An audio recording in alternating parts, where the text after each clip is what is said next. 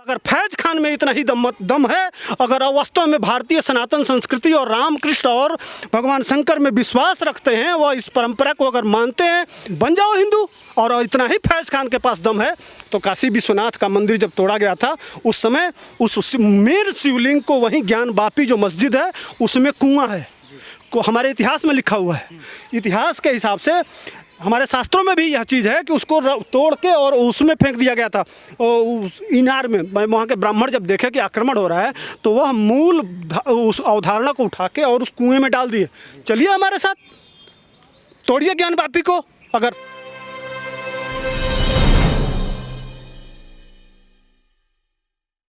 पांडे जी, जिस तरह से फैज खान को लेकर पूरा का पूरा मामला गर्म हो गया है, ननिहाल से भगवान राम के ननिहाल से मिट्टी लेकर अयोध्या 800 किलोमीटर पैदल जा रहे हैं, कैसे देखते हैं इसको आप? क्या फैज खान का जाना सही है? फैज खान 800 किलोमीटर जा रहे हैं तो कौन सा बहुत बड़ा कारीगरी कर दे रहे हैं। हमारे वहाँ बाबा धाम लोग 400-400 किलोमीटर पैदल कंधा पे दोनों तरफ पानी रख के और चले जाते हैं। यहाँ से लोग हरिद्वार जाते हैं और हरिद्वार से आते हैं। ऐसे तो हमारे वहाँ बच्चे करते हैं, लेकिन फैज खान को जाना नहीं चाहिए। पहली बात बताइए, भारत सरकार ने उनको निमंत्रण दिया है, न्योता दिया है, किसी ने बुलाया है, उनको चिट्ठी भेजा गया था? जिस समय यह प्लानिंग भी नहीं चल रहा था उस समय क्या जरूरत थी उनको ये ऐसा करने के लिए? कौन उनको बता दिया था? और फैज खान होते कौन है भाई? आपने कौन सा कार्यक्रम किया? मैं तो था वहाँ अयोध्या में जिस समय वो विवादित ढांचा गिराया जा रहा था, मैं तो था, मैं चश्मदीद गवाह हूँ। सारे नेता लोग कहते हैं ना कि हम वहाँ आडवाणी के ऊपर, जोशी के ऊपर, उमा भारती के ऊपर, सारे लोगों के ऊपर मुकदमे लिखे गए। सरासर फर्जी मुकदमे हैं भाई साहब। मैं था, मेरे ही गांव के Pandit Ram Nagina Mishra member of parliament थे। पंडित राम नगीना मिश्रा पहले कांग्रेस में हुआ करते थे। कांग्रेस में संसद में कांग्रेस में बहस चल रहा था। सलेमपुर से वो सांसद थे और राम जन्मभूमि पे बहस हो गया। कांग्रेस में रहते हुए मिश्रा जी क्या किए कि कहे कि जाके प्रिय न राम वैदेही तजिए ताहि कोटि बैरिसम जद्दप परम स्नेही। मतलब होता है कि जो अपना खास हो, जो राम का नहीं, वह किसी काम का नहीं। वह कांग्रेस में हो के उस समय बोले थे, ये कांग्रेसी इस समय कह रहे हैं ना, उस समय सारे कांग्रेसी भी चाह रहे थे कि राम मंदिर बने, उस समय चाह रहे थे। यह आज जो ये जो खानदान है नेहरू परिवार का, ये वो कांग्रेसी नहीं है, कांग्रेस का मूल नहीं है जो गांव में झंडा लेके और आज़ादी की लड़ाई लड़ते थे। पांडे जी, हमारी डिबेट उस पे नहीं, हमारी डिबेट फैज खान पे।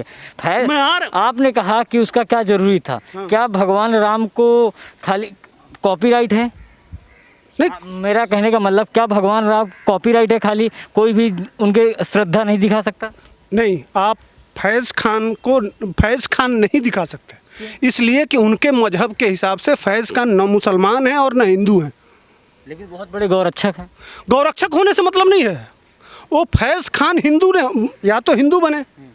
अब अभी उनके ऊपर तो कोई फतवा नहीं आ रहा है। फतवा आना चाहिए ना, वो तो इस्लाम के खिलाफ।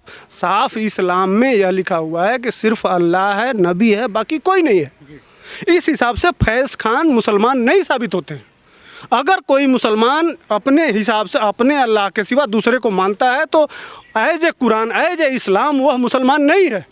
तो सबसे पहले फैज अपना नाम बदलें और वह सनातन धर्म को स्वीकार करें, तब उनको जाने का। पहले गंगा जल पी के और पूरे वैदिक जो 16 सूत्र हैं वेद के, सहस्त्र शीर्षा से लेके जजेन जजमजंत साध्यानि देवा, यह जो सूत्र हैं, इसको गंगा जल लेके संकल्प लेके कि मैं हिंदू धर्म के अनुसार, धर्म के हिसाब से विष्णुराज्ञा प्रवर्तमानस्य आद्य श्री ब्रह्मणो अहनि द्वितीय पारार्धे विष्णु पदे श्री श्वेत 12 कल्पे वैवस्वत मनुअंतरे अष्टाविंशतिमे जुगे कलि प्रथम चरणे भूर्लोके भरतखंडे भारतवर्षे आर्यावर्तैक देशे देशांतर्गते पुण्य क्षेत्रे विक्रम नाम संवत्सरे। या विक्रम जो संवत्सर हमारा चल रहा है वह इस्लाम से 5000 आगे है। हमारा जो 5 रुपये का है, उस हिसाब से जब वह संकल्प लेके हिंदू धर्म को स्वीकार कर लेंगे, उस दिन उनको वहाँ जाने का सिर्फ अधिकार है। मिट्टी लाने की तो, ले जाने की तो बात ही अलग है। चलिए, हमें बात से आप सहमत हैं, लेकिन जिस तरह से राम मंदिर ट्रस्ट के महासचिव चंपत राय जी कहते हैं कि मिट्टी कोई भी लेकर आए, उसी गली से हिंदू भी निकलता है, उसी गली से मुसलमान भी निकलता है, मिट्टी कभी अछूत नहीं होती। जिस तरह मिट्टी को लेकर आदि शंकराचार्य के जो शिष्य हैं वो बोल रहे हैं कि मिट्टी अछूत हो जाएगी, तो क्या मिट्टी अछूत हो जाएगी फैज खान के ले जाने पर? देखिए शंकराचार्य तो वो शंकराचार्य नहीं है। शंकराचार्य को मैं जाके व्यक्तिगत मिला, वो बहुत बड़ा ढोंगी है, जगत गुरु। वो जो इस विरोध तो वहीं से उत्पन्न हुआ, उनके जो शिष्य हैं उन्हीं से तो विरोध पूरा उत्पन्न हुआ कि अछूत। वो विरोध तो कर रहे हैं कांग्रेस के कहने पे, वो छुपा एजेंडा है, वह भगवान, यह बौद्धिक आतंकवाद है। उसको जाके देखें, वो क्रिश्चियन मिशनरी का कोई जाके उसको शुद्ध कर रहा है, वो सोनिया गांधी का पाला हुआ एजेंट है। मैं उसके पास गया हूँ इलाहाबाद, वो दोनों गुरु चेला दोनों सोनिया गांधी के पाले हुए एजेंट हैं। वह परोक्ष रूप से हिंदू धर्म का भगवा चोला पहन के और यहाँ इस क्या बोलते हैं ईसाईकरण का प्रोपेगेंडा चलाते हैं वो। नहीं तो हमारे शंकराचार्य को जाके कोई ईसाई का धर्मगुरु और वो उसको शुद्ध करेगा, ये बर्दाश्त होता? किसी दूसरे साधारण मंदिर के पुजारी के पास चले जाइए, वो ये स्वीकार करेगा, उसका जमीर स्वीकार करेगा? चलिए ठीक है, मैंने फैज़ खान का इंटरव्यू लिया है, आपने देखा होगा। हाँ। फैज़ खान से जब मैंने बात पूछी कि आप जा रहे हैं, कुछ लोग आपका विरोध कर रहे हैं, तो उन्होंने कहा कि मैं जाऊंगा, भले ही मेरी मिट्टी राम जन्मभूमि पर ना पड़े, मैं बाहर ही मिट्टी डालकर चला आऊँगा, लेकिन मेरी राम भक्ति है इसलिए मैं अयोध्या जा रहा हूँ। ठीक है, राम भक्ति करिए, इसमें कोई दिक्कत नहीं है, कोई कर सकता है, राम की भक्ति तो कोई कर सकता है। लेकिन जो मंदिर बन रहा है भाई साहब, मंदिर हमने देखा था वो विवादित ढांचा टूटते हुए, जब इतने बड़े बड़े पत्थर जब ऊपर से लड़के तोड़ते थे ना, तो बहुत ऊंचाई पे था, जब गिरता था तो बच्चों का पैर टूट जाता था, किसी का हाथ टूट जाता था, किसी को चोट लग जाती थी। वह जब अपने माँ के पास जाता था तो वह माँ जानते हैं क्या कहती थी? मुंह फेर लेती थी और कहती थी कि अभी प्रभु राम का काम नहीं हुआ है। वह छत्राणियाँ, वह भारत की वीरांगनाएँ कहती थी कि मेरे दूध का कर्ज अगर तुमको चुकाना है, तुम यहाँ तक चले आए हो तो सबसे पहले प्रभु राम का काम करके आओ, तब मुझे चेहरा दिखाना। ऐसी वीरांगनाएँ वहाँ थी, वहाँ नारा चल रहा था। बड़े खुशी की बात है। और अब पुलिस हमारे साथ है, चारों तरफ से यही साधु संत महात्मा। उस समय कोई शिवसेना फ्यूसेना और कोई नहीं था। यह नेता लोग भी गालियाँ दे रहे थे कि ऊपर से उतर जाओ, सारे लोग गाली दे रहे थे कि उतर जाओ। यह दोषी नहीं है, पब्लिक की भीड़ और हमारे और आपके जैसे नौजवान, जब जोश आया तो उस जोश में वो चढ़ गए और उसका लीला समाप्त कर दिया। उसमें समय काल परिस्थिति का दोष है, उसमें किसी नेता का कोई दोष नहीं है। वह प्रभु राम ने अपना काम खुद किया और आज के डेट में वह अपना काम खुद करा रहे हैं। वह इतने दिन क्यों राम मंदिर अटका रहा? वह अपना जो 14 वर्ष का वनवास का संघर्ष था, वह बताता है कि हमने 14 साल वनवास अपने जीवन में भी काटा और 100 करोड़ हिंदुओं के रहते हुए भी 500 साल से हम वनवास काटे। उस वनवास को काट के आज भारतीय जनता पार्टी और भाई नरेंद्र भाई मोदी आज उसकी पुनर्स्थापना करने जा रहे हैं। वह वनवास खत्म हो रहा है, वनवास खत्म हो रहा है। तो ये बताइए, मेरा लास्ट सवाल ये है, फैज़ खान अयोध्या जा रहे हैं, क्या सही है, अच्छा है, उनका भक्ति दिखानी चाहिए? अगर किसी को निमंत्रण नहीं आया है और वो जाना चाहते हैं भगवान, क्योंकि हमारे यहाँ हम मानते हैं एक बात कि भगवान राम सेकुलर नहीं थे, लेकिन भगवान राम सबके थे। इमाम हिंद से उनकी तुलना की गई। ना, इमाम कैसा इमाम हिंद भाई? कैसा इमाम हिंद? इमाम कब आता है? 1400 साल पहले, 1400 साल पहले। राम 14,000 साल पहले आते हैं। राम रामेति रामेति रमे रामे मनोरमे सहस्त्र नाम ततुल्यम राम नमः वरानने, 14,000 साल पुरानी है। तो इमाम हिंद कैसे हुए? अल्लाह के, समझ लीजिए कि 1400 साल। अब वही कहा हूँ कि 5 रुपये का पंचांग उठा के देखिए, 5 रुपये के पंचांग में आपसे हम 5,000 साल पहले, हम आपके बाप लगते हैं। फैज़ खान आपको स्वीकार, पूरे सभी लोगों को स्वीकार करना चाहिए, इसलिए कि उनका इतिहास 14 साल का है और हमारा 5,000 साल पहले का है। तो इस हिसाब से 5,000 साल पहले तो इमाम हिंद तो बाद में है, तो वो हिंदू कैसे इमाम हिंद हो गए? जो भी कह रहा है गलत कह रहा है। ब्रह्म है, वह शाश्वत है, सनातन है। सनातन का मतलब होता है जिसका आदि और न अंत। आपके कहने का सीधा मतलब है गलत है, फैज़ खान को नहीं जाना चाहिए। नहीं, जो ये कह रहा है कि इमाम हिंद है वह गलत कह रहा है। इमाम के बाप के बाप के बाप थे राम।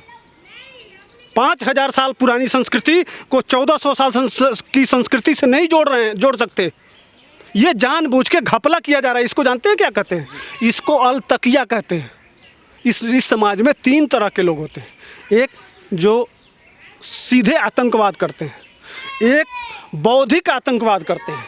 तो यह एक तरह का बौद्धिक आतंकवाद है। कल यह कहेंगे कि हम भी गए थे, यह हिंदुओं को बरगलाने के लिए। कल वो मध्य प्रदेश का कहता है ना कि हमारा भी खून है शामिल इस मिट्टी में, उसी तरह से राम की बात आएगी, कृष्ण की बात आएगी, शंकर की बात आएगी तो कहेंगे हमारा भी मिट्टी शामिल है उस राम मंदिर में। ये अलतकिया है। आप जाइए गूगल पे अलतकिया सर्च करिए। ये हिंदू भाई बन जाओ हिंदू। और इतना ही फैज़ खान के पास दम है तो काशी विश्वनाथ का मंदिर जब तोड़ा गया था उस समय उस मेन शिवलिंग को वहीं ज्ञान वापी जो मस्जिद है उसमें कुआं है, को हमारे इतिहास में लिखा हुआ है। इतिहास के हिसाब से हमारे शास्त्रों में भी यह चीज़ है कि उसको तोड़ के और उसमें फेंक दिया गया था उस इनार में। वहाँ के ब्राह्मण जब देखे कि आक्रमण हो रहा है तो वह मूल उस अवधारणा को उठा के और उस कुएं में डाल दिए। चलिए हमारे साथ तोड़िए ज्ञान वापी को। अगर शिव के बिना राम नहीं और राम के बिना शिव नहीं, चलिए काशी विश्वनाथ। और जिस तरह से जैसे देखिए मैं ये क्यों इतिहास को खोज रहा था और बाबरी मस्जिद ढांचा गिराने की बात क्यों कर रहा था, यह समझिए उसको। आज भी मेरे पास 2 ईंट है, ऊपर के ईंट में चांद और तारा लगा हुआ था और नीचे का ईंट चौकोर था।